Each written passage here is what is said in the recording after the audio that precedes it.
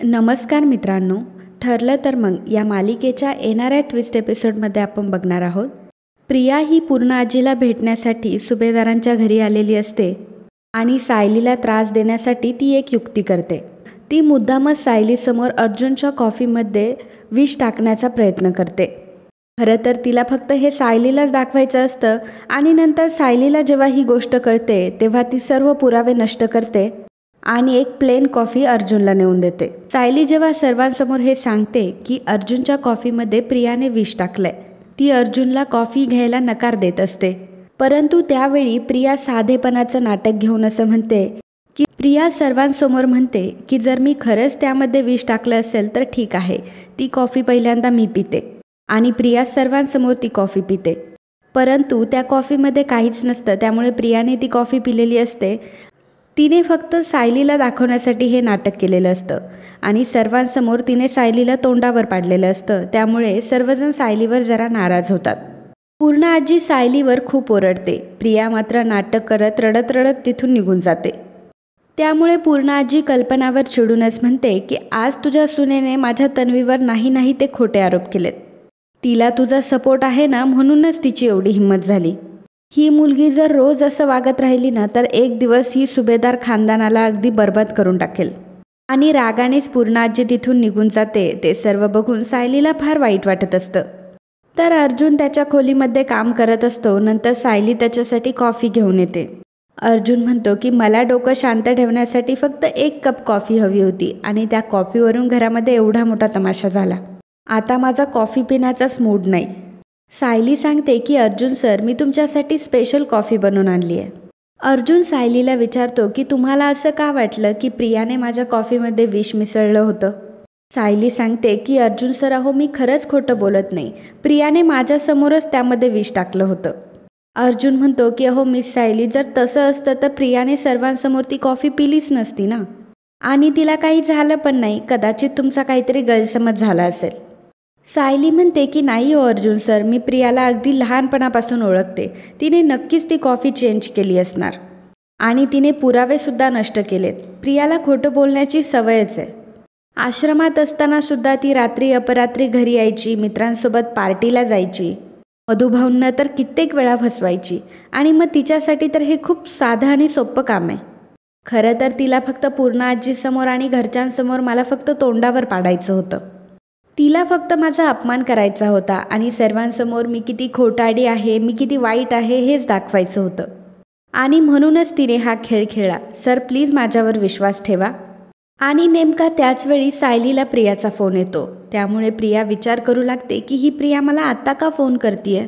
अर्जुन विचारतो की मिस सायली, कोणाचा फोन आहे. आणि मग सायली अर्जुनला प्रियाचा फोन असल्याचं सांगते. अर्जुन लगेचच फोन स्पीकरवर ठेवतो आणि सायलीला प्रियाशी बोलायला लावतो. तर प्रिया सायलीला म्हणत असते की सायली, तू स्वतःला खूप हुशार समजतेस ना, मग आज कशी तोंडावर पडली. एक गोष्ट नेहमी लक्षात ठेव की मी सुद्धा प्रिया आहे आणि तुझ्यासारख्या मुलीला वटणीवर आणायला मला अजिबात वेळ लागत नाही. अगं खरं तर तुला फसवण्यासाठीच मी हा सगळा गेम केला होता. प्रियाचं ते बोलणं ऐकून सायलीला आणि अर्जुनला दोघांनाही मोठा धक्का बसतो. अर्जुनला आता समजलेलं असतं की सायली ही खरंच बोलत होती. अर्जुन लगेचच सायलीला खुणावत म्हणतो की प्रियाकडनं आता सगळं सत्य काढून घ्या. प्रिया म्हणते की सायली, अगं तुला काय वाटलं की तू अर्जुनशी लग्न केलं म्हणजे आयुष्यभरासाठी अर्जुन तुझा झाला का. पण सायली, हा तुझा खूप मोठा गोड गैरसमज आहे. मी लवकरच तुला सुभेदारांच्या घराबाहेर काढणार आणि मी अर्जुनची बायको आणि सुभेदारांची सून म्हणून त्या घरात प्रवेश करणार. माझं हे स्वप्न आता लवकरच पूर्ण होईल. आता तू बॅग भरायला घे आणि बॅग भरून तू भिकाऱ्यासारखी रस्त्यावर राहा. कारण तुझे मधुभाऊ तर जेलमध्ये आहेत, त्यांची काही लवकर सुटका होणार नाही.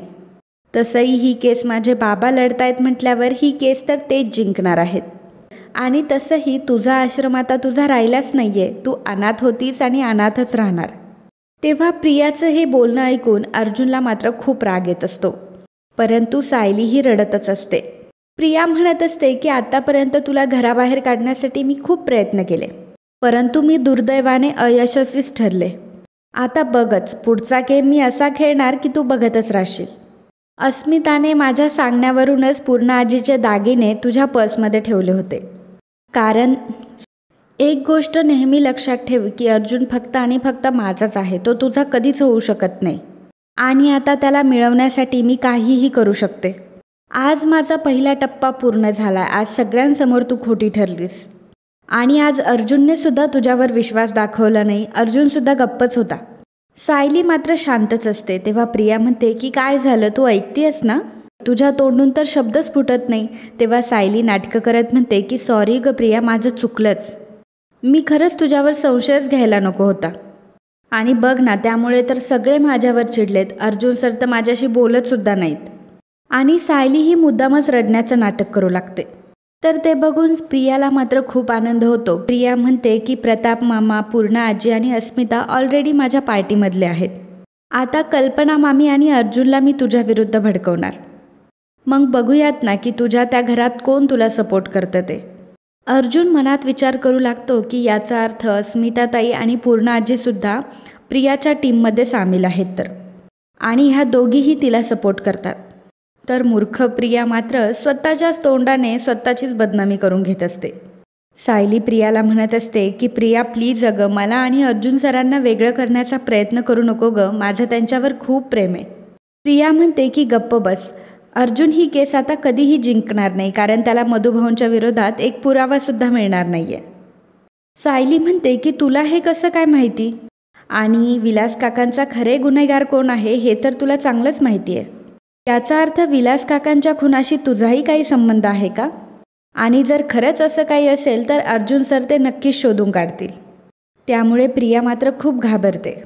अर्जुनसुद्धा सायलीलाच सपोर्ट करत असतो. प्रिया म्हणते की सायली तुला काय करायचं आहे? मला त्या केसशी काहीच घेणं देणं नाही आहे. मला तर फक्त माझा अर्जुन हवा आहे. आणि मधुभाऊ आयुष्यभर जेलमध्ये चढतील याची मी पुरेपूर तयारी केली. आणि खरं म्हटलं तर तू अर्जुनची बायकोही शोभत नाही. अर्जुनच्या स्टेटसला शोभणारीच त्याला बायको हवी, माझ्यासारखी. आणि खरं म्हटलं तर त्याला शोभणारी फक्त मीच आहे. प्रिया लगेचच फोन ठेवते. तेव्हा सायली अर्जुनला म्हणते की ही मुलगी अशी कशी आहे? ही अगदी तिच्या स्वार्थासाठी काहीही करू शकते. अर्जुन म्हणतो की मिस सायली, आता खरा प्रियाचा चेहरा माझ्यासमोर आलाय. आणि ती एक नंबरची खोटारडी मुलगी आहे. तिच्या बोलण्यावरून मला असं वाटत होतं की मधुभाऊंच्या केस संदर्भात तिचा नक्कीच काहीतरी संबंध आहे. प्रिया आपल्यापासून काहीतरी लपवतीये आणि आता मधुभाऊंच्या केससाठी मला प्रियावर लक्ष ठेवणं गरजेचं आहे. आणि तसंही तिला वेळात काढणं माझ्यासाठी खूप सोपं काम आहे. आता मीच प्रियावर पलटवार करून उलटा गेम खेळणार आहे. हे ऐकून सायली खूप खुश होते. तर कल्पना मनात विचार करत असते, सायली तर कधीच खोटं बोलणार नाही. मग आज सायली अशी का वागली असेल? त्याला काही कारण असेल का? त्याच वेळी सायली तिथे येते आणि कल्पनासमोर तिची खरी बाजू मांडायला सुरुवात करते. त्यामुळे कल्पनाचाही पुन्हा सायलीवर विश्वास बसतो आणि सायलीलाही आनंद होतो. कल्पना म्हणते की सायली बाळा, आता तुला काहीही करून घरातल्यांचं मन जिंकायलाच हवं. प्रियाचा खरा चेहरा आता तुला पूर्णा आजीसमोर आणायलाच हवा. त्यावर सायली म्हणते की हो आई, मी आता काहीही करायला तयार आहे. तर मित्रांनो, असेच ठरलं तर मग या मालिकेचे डेली अपडेट बघण्यासाठी आत्ताच आपल्या चॅनलला सबस्क्राईब करा. आणि आजचा हा भाग तुम्हाला आवडला असेल तर व्हिडिओला लाईक आणि कमेंट करायला अजिबात विसरू नका. धन्यवाद.